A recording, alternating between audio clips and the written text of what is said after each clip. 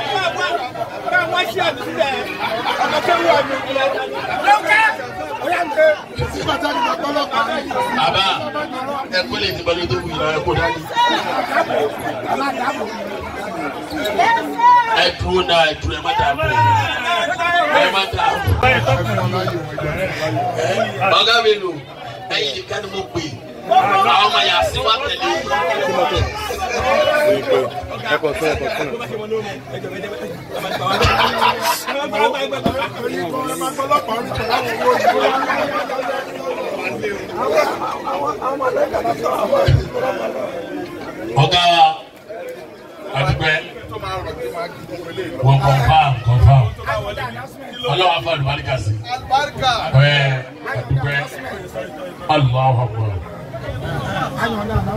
Bọ́ọ̀gá ṣe mú wáyọ̀ lọ́mọdé àti ẹni tí ó yí padà bó ṣe wà yìí.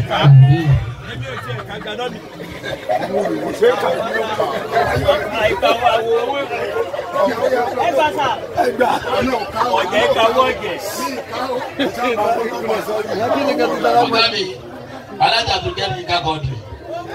Ọlọ́run ní jó bàjẹ́. Thank you so much for watching our videos, and importantly, you need to subscribe because we drop videos almost every day. Any events going on in Nigeria, Gua TV is always the first to get there, so you just need to subscribe unless you'll be missing out. And how to subscribe? There's a circle here written Gua TV. Click on it, you see a subscribe button. Click on the subscribe button. That's all. And if any event just take place or you heard something, just go on YouTube, search for Gua TV. You see the. And if you have a big show coming up, any event, you can call us.